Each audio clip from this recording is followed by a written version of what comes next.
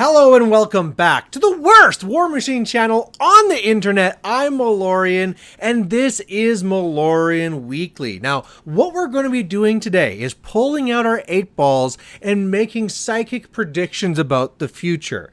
We're going to be looking at Orgoth. Now, Orgoth is a faction that we already have been having a teaser to us about, that's going to be the next faction coming to us. And so what I'm going to be doing in this video here, that should be a lot of fun, is me kind of guessing how their mechanics are going to actually work. And then what we can do is when they eventually come out in the next year or whenever it's supposed to be, then we can see how wrong I was. So I think what we're going to do is we're going to start off with just some base knowledge about what the Orgoth are and what we kind of know about them so far. And then we'll get into how I think they'll work mechanically in the game. Now, before I go any farther, I want to be thanking a local here, Dorian, because, you know, I've been playing this game for a long time. I understand the idea of Orgoth as far as like they were just aggressive raiders that kind of were crushing everything, and then that's why I kind of forced everyone to kind of turn to try and get that magic from Moro and Thamar and make all those deals and stuff like that. So I kind of got that, and then they're defeated, but that was really it. And so to try and actually be something that was going to be a little bit more accurate for this video, I really made sure to touch base with Dorian. I did a bunch of reading, and then between what I read and what I confirmed with Dorian, what I learned extra from him, this is going to bring us here. So just a tip of the hat to him for setting me on the right path. And now that I'm on the right path, I could just derail and still screw this up somehow. So let's get into this. So what are the Orgoth? Well, we know the Infernals. We know the Infernals factions that's here, where they basically come in and they're making contracts and they're summoning in all these things and trying to go after souls. Well, the Orgoth are kind of like a sub-faction of the Infernal. So if we think of the Infernal Masters, they're those people kind of like pulling the strings here. And in this other little sub-faction of the Infernals basically are these dark gods of the Orgoth, where kind of praying to and worshiping and all those types of things. And so what they were trying to do, though, is to try and serve their dark masters, which turns out to be infernal masters, is they're trying to do blood rituals, getting slaves, you know, killing them, sacrificing them. And then so what you see here a lot is like attack, attack, attack. We want to be going in there and trying to get a lot of slaves, and then we want to be sacrificing them so that we can be getting this dark blood magic. But there's also a lot of themes in there about the idea of how they're going to be going in and actually resurrecting and actually bring things back to life. Like a whole bunch of necromancy type things are also around here as well. So we're going to be seeing a lot of that type of stuff. So that's like story-wise what I know. And again, that's not a lot, right? I know I could be listing off some names that I read and stuff, but who cares like what the names of the kings and whatever lords were part of this type thing. The main thing I care about was the idea of them, so that I can now take that and try and translate it into how I think they're going to operate on the table. So let's get into that. First one, which I think is going to be an easy gimme, is that they're not going to be a Warmachine type faction with a warcaster. They're not going to be a hordes type faction with a warlock. They are going to be another infernal subset with it's going to be having infernal masters. And so they're going to be based off of the essence system, just like the regular infernals you see here. I don't think they're going to be at like just like a new theme for the current infernals. I think it's going to be a completely separate faction that you'd be playing, but still using the infernal masters and then having the essence. All right. The next thing I'm going to be saying is that based on this idea where they are going to be trying to go out and they're capturing slaves and all these things here, I think there's going to be a very strong idea of cross-faction. Now, whereas the Infernals that we do know about, their whole thing were all about like, oh, well, we've signed contracts with all these different people, and so we have kind of like sleeper agents. They're actually working for us.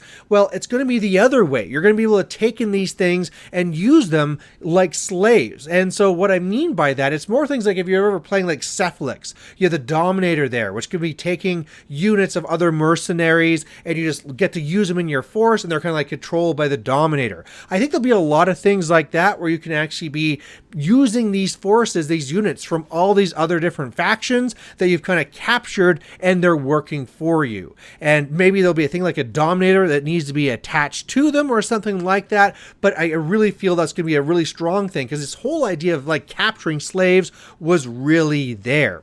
Now, so that was my number 2 thing. It's going to be big sub-factions. You get to pull things in.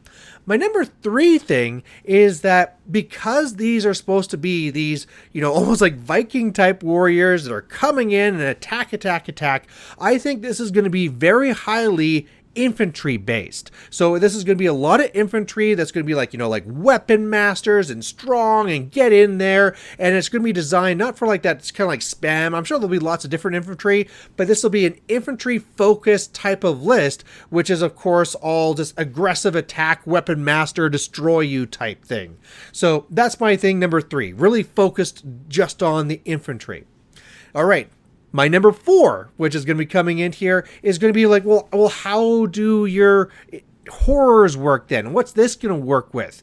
Well, I think unlike how we were doing it with the current Infernals, where you're kind of giving up solos and you're going to be then summoning up your horrors from them, I think this whole idea of where you're needing to capture slaves and then sacrifice them as blood offerings and do blood dark magic is that what you'll need to do is actually kill the models on the other side in order to have that option to turn them into these types of horrors. So for example, if you want to go and actually get a heavy, well, your infantry that you're going to start with needs to go over there and kill a large base model so you can actually then go and replace it and spend your essence into actually like summoning now one of your horrors. If you want to be pulling in one of your light horrors, well, you have to go out there and find a medium base and destroy it. It's a lot like actually if you think of Dreamer from Grimkin, where, when you're bringing those little phantasms, you had to kill those bases,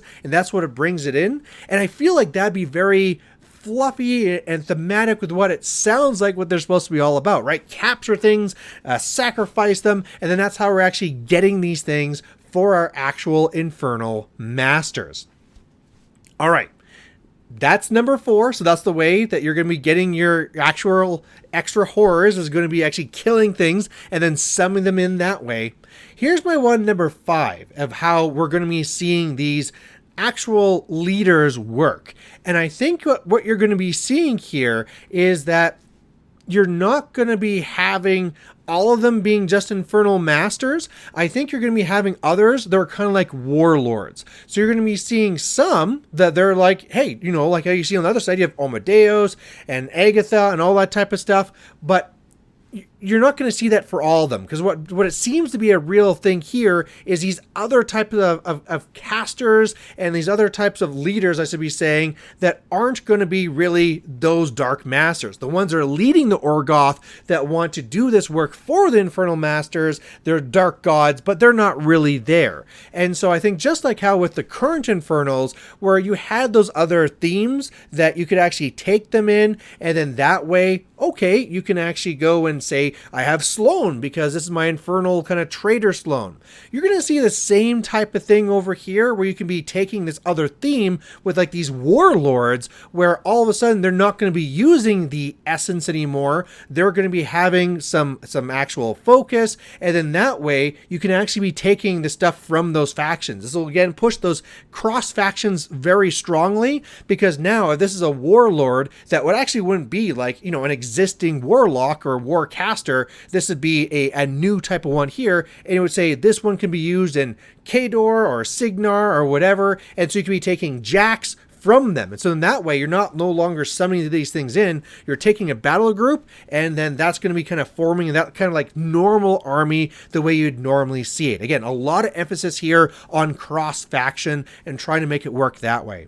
All right, so those are my 5 predictions. I'm sure, like, the first one seems fairly safe, but we'll kind of see. I almost kind of contradict myself with the first one to the last one, where I say the first one is all about them being essence and falling away with the infernals, and then number 5 is that they're going to not do that and have focus. But then again, that's what the current infernals are like as well, right? Where there's the one theme that has infernal masters and use essence, and then another theme that doesn't, has the actual warcasters and stuff, and they're using focus. So I think that's what you're going to be seeing here as well, and we'll see. Maybe I'm completely wrong, but I really thought that a video like this would just kind of like, let's get talking about it, let's get about thinking about it, and if nothing else, maybe Privateer Press is out there thinking about these things, and maybe they'll steal some of my ideas, which would just be awesome, because 1, it'd mean that a lot of my predictions turn out to be right, and 2, it'd just be awesome they'd be taking my ideas. But I kind of feel like all these things are already all done. They already have like the rules going off, and they're just being kind of like,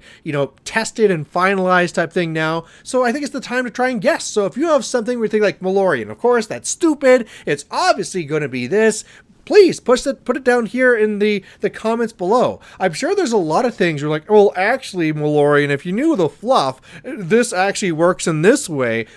Great, let us know, let's talk about it, and let's try and see if we can, figure out what these Orgoth are going to be like before they're actually released. So there you go, thanks for watching, and we'll catch you later. Bye.